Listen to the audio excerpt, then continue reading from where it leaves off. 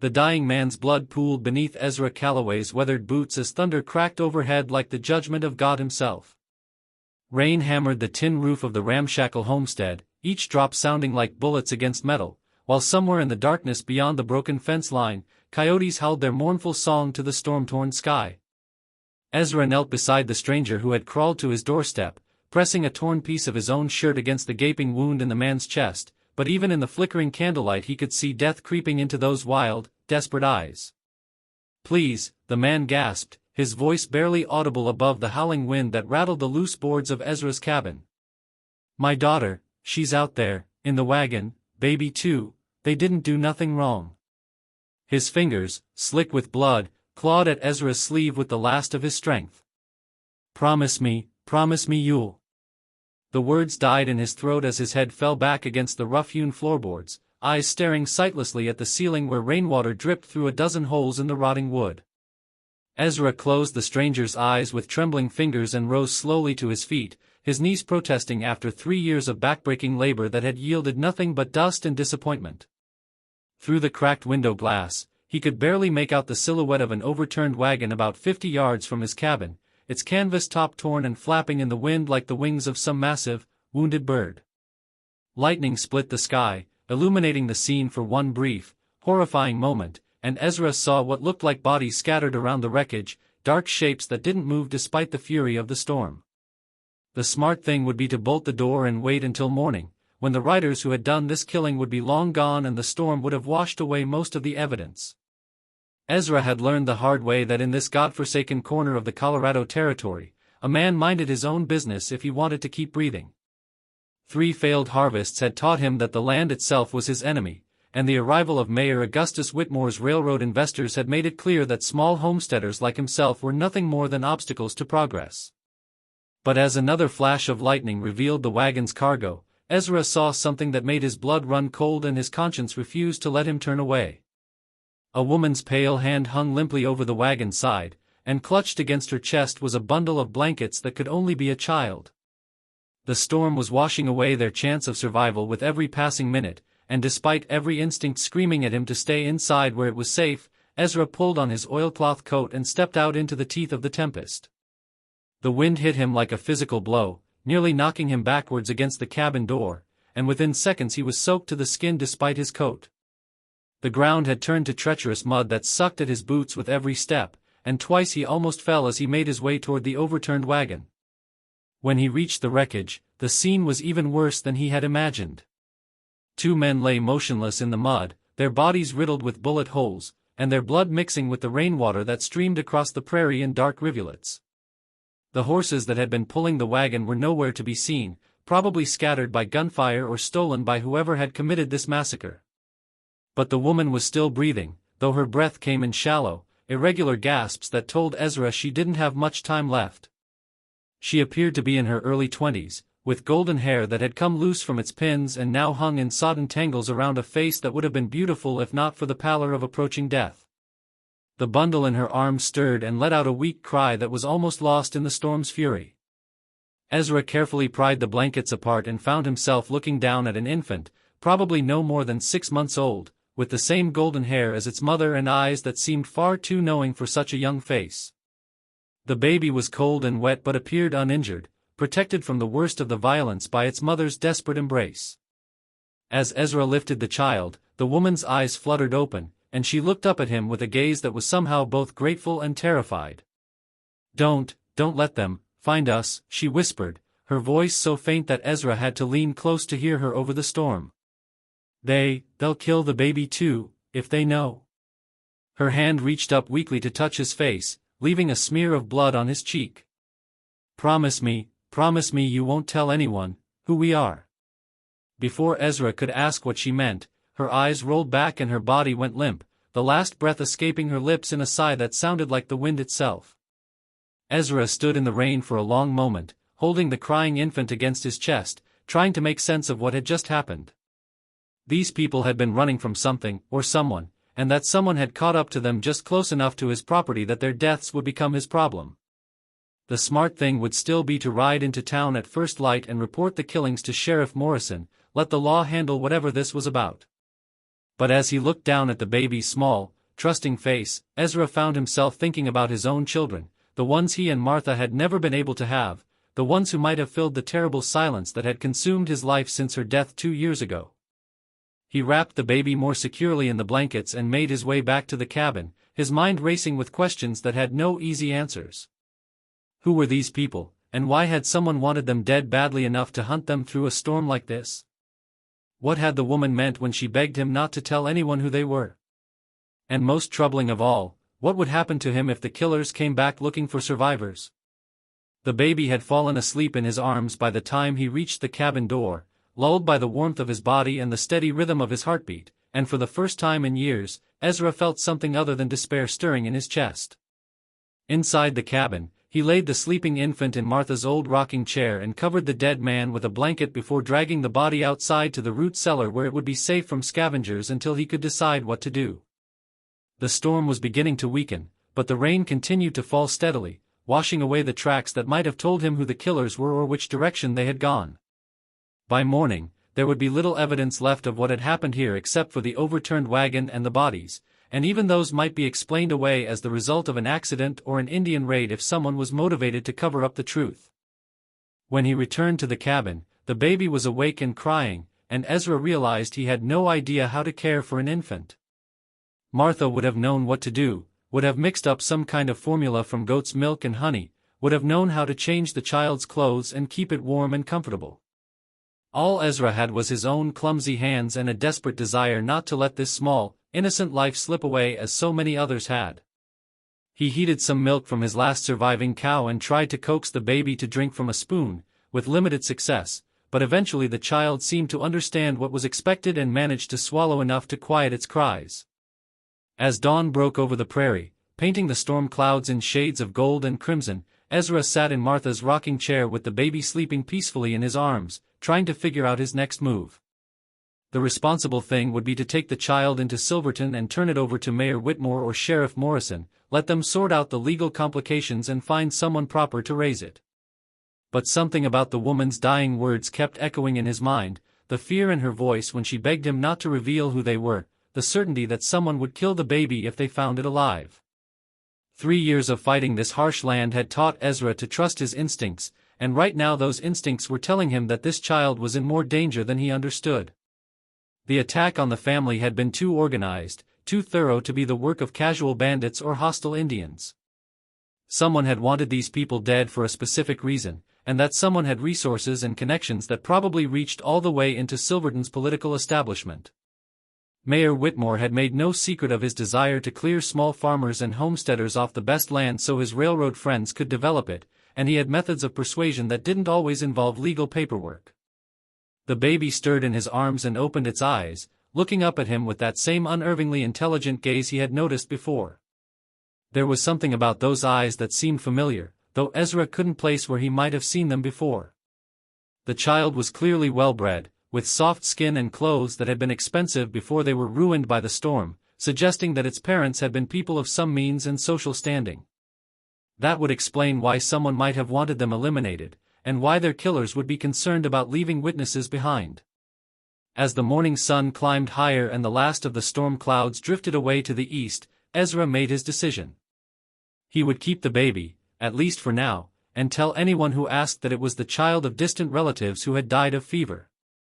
It wasn't much of a lie, and it would buy him time to figure out the truth about what had happened and why. The dead could be buried quickly and quietly, and the wagon could be broken up for lumber or burned to eliminate evidence. It would mean giving up any chance of a normal life in Silverton, would mean living with the constant fear that the killers might return, but Ezra found that he was willing to accept those risks. For the first time since Martha's death, he had something to live for besides mere survival, something that needed him and depended completely on his protection. The baby represented hope in a way that nothing else had for a very long time, a chance to build something good and meaningful out of the wreckage of his dreams. As he prepared breakfast with one hand while holding the child with the other, Ezra began to imagine a different future, one where the lonely silence of his cabin might be filled with laughter and conversation, where the empty rooms might echo with the sounds of a family.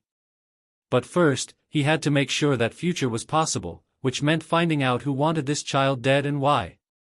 The woman's dying words suggested that the family's identity was somehow dangerous, that revealing who they were would bring more violence down on anyone associated with them. That meant Ezra would have to be very careful about asking questions, would have to investigate without drawing attention to himself or the baby.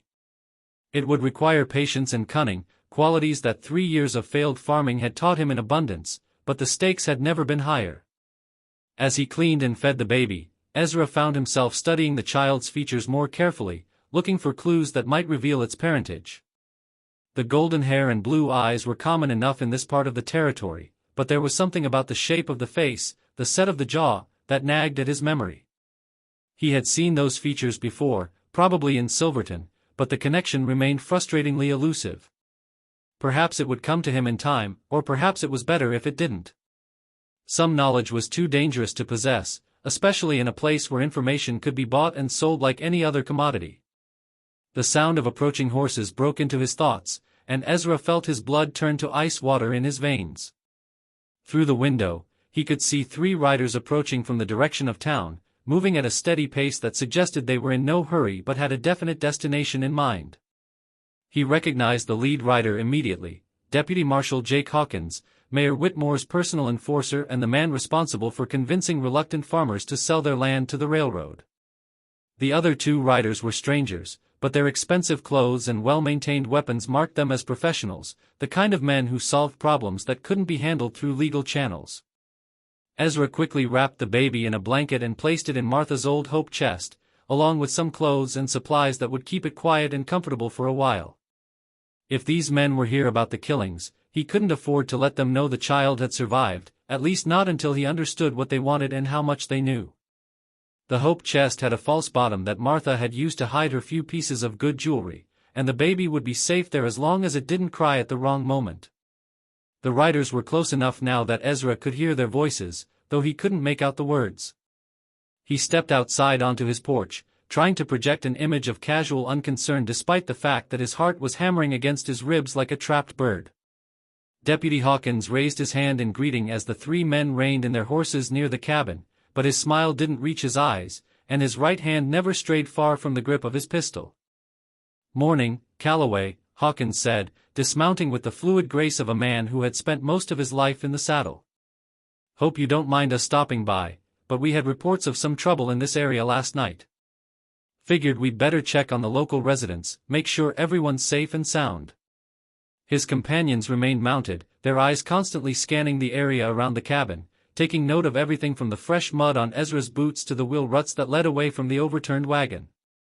"Can't say I heard much over the storm," Ezra replied, keeping his voice steady and his hands visible.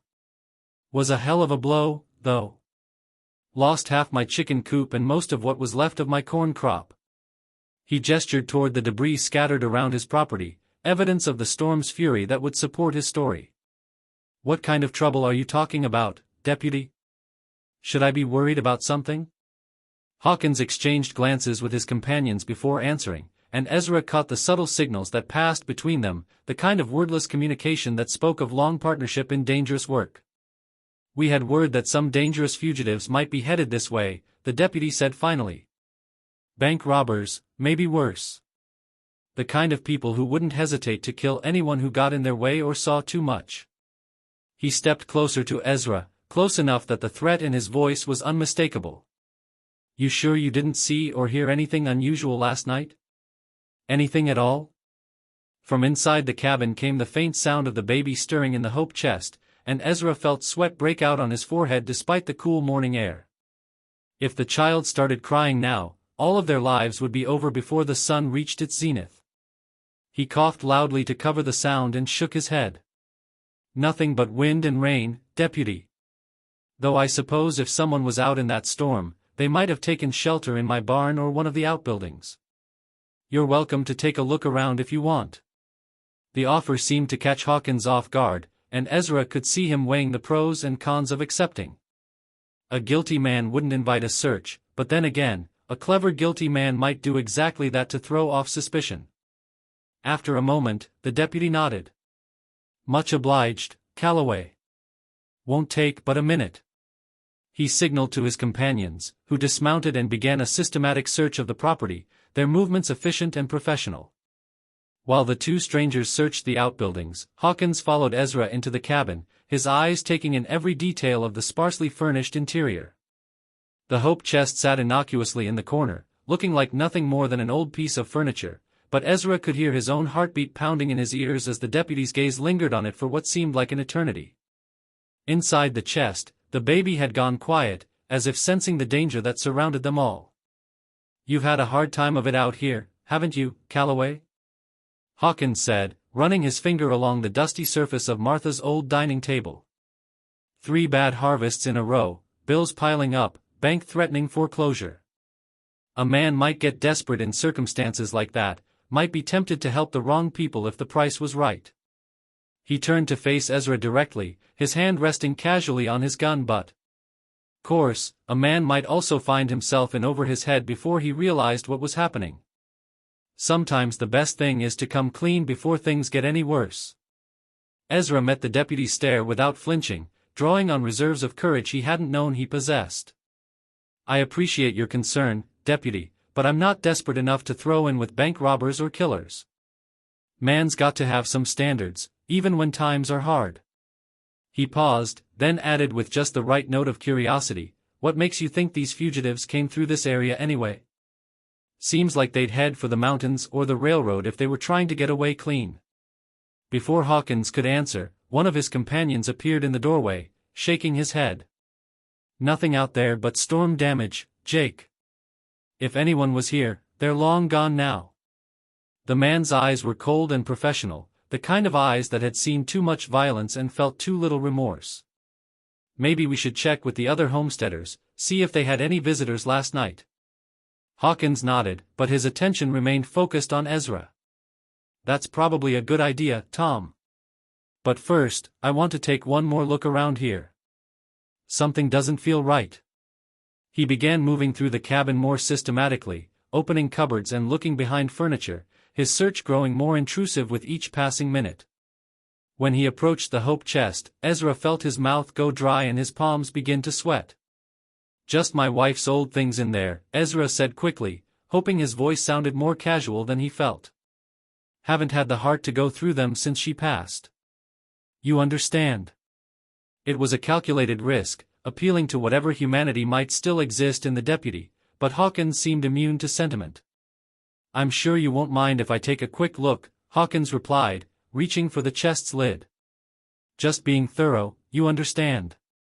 His fingers were inches from the latch when the sound of approaching horses echoed across the prairie, causing all 3 men to freeze and listen intently. A single rider was approaching from the direction of Silverton, moving at a gallop that suggested urgent business. Through the window, Ezra could see dust rising from the horse's hooves as it pounded across the muddy ground, and something about the rider's posture suggested desperation or fear. Hawkins cursed under his breath and moved away from the hope chest, his attention now focused entirely on the newcomer. The rider turned out to be Billy Morrison, the sheriff's youngest son, a boy of perhaps 16 who worked as a messenger and general assistant around the jail.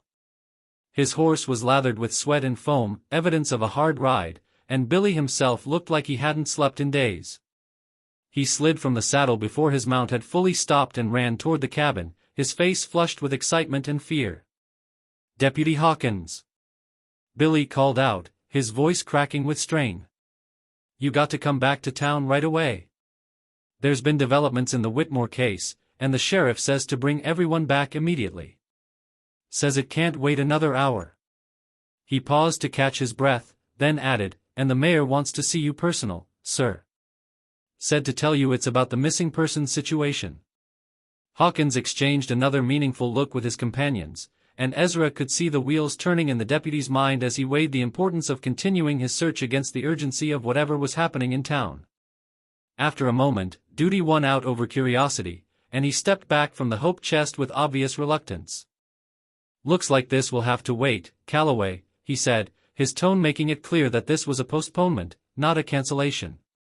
"But don't go anywhere too far from home. We may need to continue our conversation real soon." He touched the brim of his hat in a gesture that was more threat than courtesy. "And if you remember anything about last night, anything at all, you be sure to let us know. Might be worth your while, if you catch my meaning." The three men mounted their horses and rode away with Billy Morrison, leaving Ezra alone with his racing thoughts and the terrible knowledge of what he had almost lost. He waited until they were completely out of sight before opening the hope chest and lifting out the baby, who had somehow managed to sleep through the entire terrifying encounter. As he held the child against his chest, feeling the steady rhythm of its breathing, Ezra realized that his life had changed forever in the space of a single night. He was no longer just a failed farmer struggling to survive on marginal land. He was now the guardian of a secret that powerful people were willing to kill to protect, the keeper of a child whose very existence represented a threat to someone's carefully laid plans. The smart thing would still be to pack up and leave, to disappear into the vast emptiness of the Western Territories where a man could lose himself completely. But as he looked down into the baby's innocent face, Ezra knew he was past the point of smart choices. 3 days passed in an uneasy quiet that felt more dangerous than the storm itself, and Ezra found himself jumping at every sound, every creak of the cabin walls settling in the heat, every distant bird call that might mask the approach of unwanted visitors. The baby, whom he had taken to calling hope in his own mind, seemed to sense the tension that surrounded them both, sleeping more than seemed natural for an infant and crying only when absolutely necessary. During the daylight hours, Ezra worked around his property with one ear always tuned to the horizon, repairing storm damage and maintaining the illusion of normal life while his mind raced through possibilities and contingencies that grew more frightening with each passing hour. On the fourth morning, as he was feeding Hope with milk he had carefully warmed over the fire, the sound of a single horse approaching made him freeze with the spoon halfway to the baby's mouth. This rider was moving slowly, deliberately, with none of the urgency that had characterized Deputy Hawkins and his men. Through the cracked window glass, Ezra could see an elderly woman on a gray mare, her posture suggesting weariness rather than threat, but in his current state of mind, any visitor represented potential disaster. The woman who dismounted at his gate was someone he recognized from his infrequent trips to Silverton, though he had never learned her name. She appeared to be in her 60s, with steel-gray hair pulled back severely and clothes that spoke of genteel poverty, the kind of faded respectability that suggested better times in the distant past. Her eyes, however, were sharp and intelligent, missing nothing as they swept over his property and came to rest on his face with an intensity that made him deeply uncomfortable. "Mr. Calloway," she said, her voice carrying the refined accent of someone educated back east, "I believe we need to talk. My name is Margaret Whitmore, and I think you may have something that belongs to my family." She paused, letting the significance of her surname sink in before continuing. "May I come inside? What I have to say is not suitable for public conversation." Ezra's blood turned to ice water at the mention of the Whitmore name, but he forced himself to remain outwardly calm as he opened the cabin door and gestured for her to enter. Inside, Hope lay sleeping in the makeshift cradle he had fashioned from an old wooden crate, and Margaret Whitmore's eyes went immediately to the bundle of blankets with an expression of profound relief mixed with something that might have been grief. "So it's true," she whispered, approaching the sleeping infant with trembling hands. "When I heard the reports about the massacre, I feared the worst. But Samuel managed to get her to safety after all." She turned to face Ezra, tears streaming down her weathered cheeks. "Do you have any idea who this child really is, Mr. Calloway? Do you understand what you've risked by protecting her?" The questions hung in the air between them like smoke from a dying fire, and Ezra found himself caught between curiosity and caution. This woman was clearly connected to the powerful Whitmore family that controlled much of Silverton's political and economic life, but her manner suggested she was not here as their representative. The grief in her voice when she spoke of the massacre seemed genuine, as did her obvious relief at finding the baby alive and well. "The woman who died asked me not to tell anyone who they were," Ezra said carefully, studying Margaret's face for any sign of deception. "She was afraid that someone would kill the baby if they found out it had survived. I figured the smart thing was to honor her wishes until I could understand what kind of danger we were dealing with." Margaret nodded approvingly, settling into Martha's old rocking chair with the practiced ease of someone accustomed to taking charge of difficult situations. "Samuel's wife was a wise woman, even in death. The child you've been caring for is my great-granddaughter, and there are people in Silverton who would indeed kill her without hesitation if they knew she was alive. People who stand to inherit a great deal of money and power if certain inconvenient bloodlines can be eliminated." The revelation hit Ezra like a physical blow, and suddenly the puzzle pieces began falling into place with terrifying clarity. Mayor Augustus Whitmore was Margaret's son, which made the baby his grandniece, and if there was money and inheritance involved, that explained both the massacre and the desperate search that had followed. In a territory where family connections often determined who lived and died, who prospered and who failed, the existence of an inconvenient heir could upset carefully laid plans that had been years in the making. "Your son ordered their deaths," Ezra said, the words coming out as a statement rather than a question. Margaret's face hardened into an expression of bitter resignation that spoke of old wounds and older betrayals. "Augustus has been planning this for 2 years, ever since his brother Samuel refused to sign over his share of our father's estate to support the railroad development. Samuel threatened to expose some of Augustus's less savory business practices, so my eldest son decided that his brother and his family represented an unacceptable risk to his political ambitions." She rose from the chair and moved to the window, gazing out at the vast emptiness of the prairie with eyes that seemed to be looking into the past rather than the present. "I tried to warn them, tried to convince Samuel to take his family and disappear before Augustus could act, but my younger son was too stubborn and too naive to believe his own brother would resort to murder. He thought family blood still meant something, that there were lines even Augustus wouldn't cross." The baby stirred in its makeshift cradle, making small sounds that suggested it would wake soon and require feeding. Margaret turned away from the window and looked down at the child with an expression of fierce protectiveness that reminded Ezra of a mother wolf defending her cubs. When she spoke again, her voice carried the weight of absolute determination. "There's more you need to know, Mr. Calloway. Samuel's wife wasn't just any woman. She was Elizabeth Hartwell, daughter of Judge William Hartwell from Denver, and her marriage to Samuel created a political alliance that threatened several of Augustus's most important business relationships. With Samuel and Elizabeth dead, their daughter becomes the sole heir to both family fortunes, which means she has the legal right to challenge everything Augustus has built." The implications of what Margaret was telling him crashed over Ezra like an avalanche, and he found himself struggling to comprehend the full scope of the danger they faced. This wasn't just about a local land dispute or even a simple case of family greed. The child sleeping peacefully in his cabin represented a threat to powerful interests that extended far beyond Silverton, interests that would stop at nothing to eliminate any challenge to their authority. "What do you expect me to do with this information?" Ezra asked, his voice hoarse with strain. "I'm just a failed farmer who can barely keep food on my own table. I don't have the resources or connections to fight people like your son and his allies." Margaret returned to the rocking chair and leaned forward, her eyes boring into his with an intensity that made him feel as if she were looking directly into his soul. "What I'm asking you to do, Mr. Calloway, is exactly what you've been doing. Keep her safe, keep her hidden, and give me time to build a case against Augustus that will stand up in court.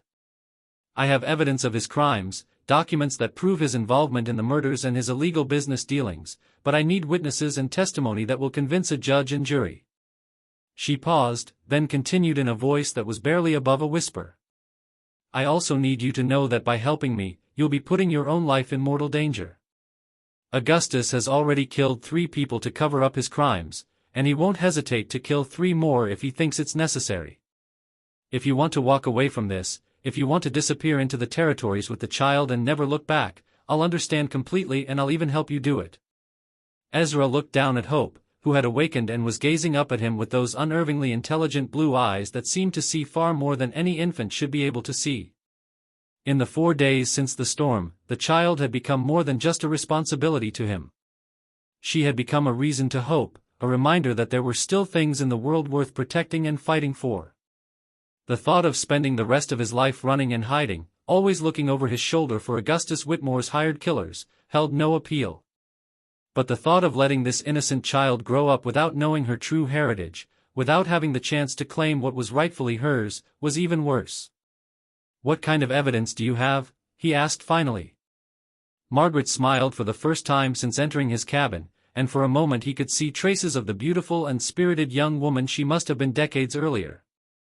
Letters in Augustus's own handwriting, discussing payments to the men who killed Samuel and Elizabeth.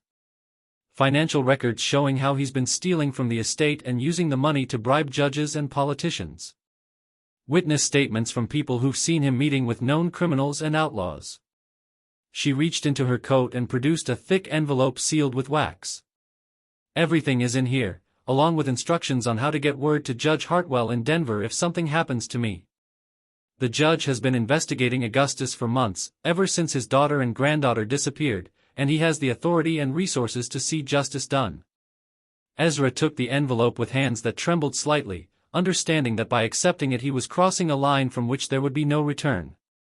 Once Margaret left his cabin, he would be committed to a course of action that would either see Augustus Whitmore brought to justice or result in his own death and that of the child he had sworn to protect. "How long do you think it will take?" he asked. "Weeks? Months?" Margaret shook her head grimly. "I don't know, but probably not long. Augustus is getting desperate, and desperate men make mistakes. He's already sent Deputy Hawkins and his men out searching for survivors, which means he knows there's a chance someone escaped the massacre. Eventually, he'll figure out that you have the child, and when that happens, you'll need to be ready to run or fight." She stood up and moved toward the door, then turned back one final time. "There's something else you should know, Mr. Calloway. This child isn't just an heir to money and property. Her grandfather, Judge Hartwell, has been working for years to bring law and order to the Colorado Territory, and he's made a lot of enemies in the process. Some very powerful people have been waiting for a chance to strike back at him, and they see Augustus's actions as an opportunity to destroy the judge's family and his work at the same time." With those ominous words hanging in the air, Margaret Whitmore mounted her horse and rode away, leaving Ezra alone with hope and the terrible knowledge of what lay ahead. As he watched the old woman disappear into the distance, he realized that his quiet life as a struggling homesteader was over forever, replaced by something far more dangerous and uncertain but also infinitely more meaningful than anything he had experienced since Martha's death.